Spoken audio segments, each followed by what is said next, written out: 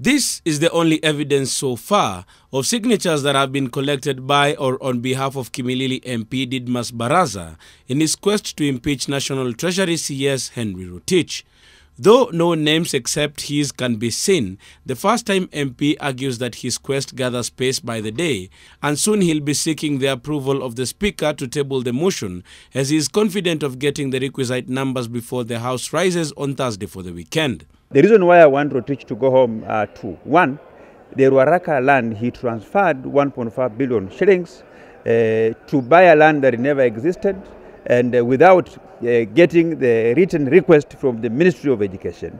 Two, on these matters of sugar, he signed a gazette notice that allowed for very many people to bring in sugar.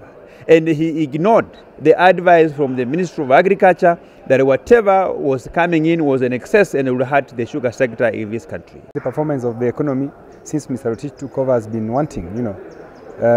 If you want to talk about public debt, it's clearly responsible.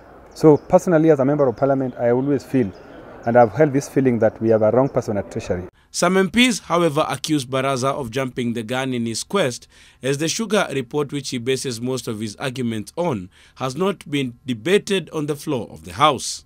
He probably expects someone to call him and tell him, okay, fine, come, instead of impeaching me, collect this, have this, put this one in your pocket. But it's not going to work, because this is nothing. It's actually total, it's utter nonsense. There are also people who are saying that Didmus' group has been given money to fight Rotich because of a certain interest.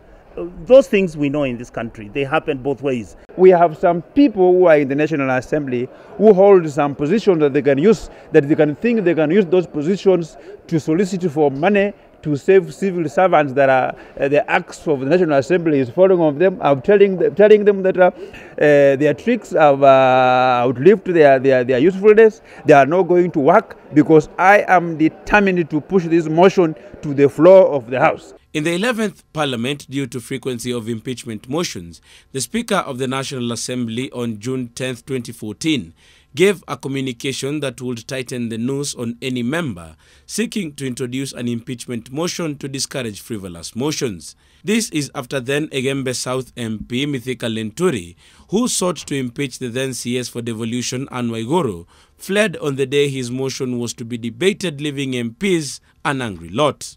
In his communique, Speaker Justin Muturi ruled such impeachment motions, once approved and debate time allocated, the mover must give notice of the motion within 3 sitting days, failure to which the motion shall be deemed to have been withdrawn and thus will not be introduced again in that session. Members were also cautioned against commenting on the substance of the motion unless before the House. Members should discuss with the clerk of the assembly and get advice on the way forward. Any member who appends a signature on the motion cannot withdraw it later. The communication from the Speaker on the way forward with regards to impeaching cabinet secretaries may as well have put roadblocks on the way for Didmus Barasa, but either way he insists that he must follow it through to its logical conclusion. Some MPs who have served in Parliament for more than one term and some House leaders say they are not keen on the motion after their experience with Lenturi's motion in the 11th Parliament. Kennedy Murithi, NTV.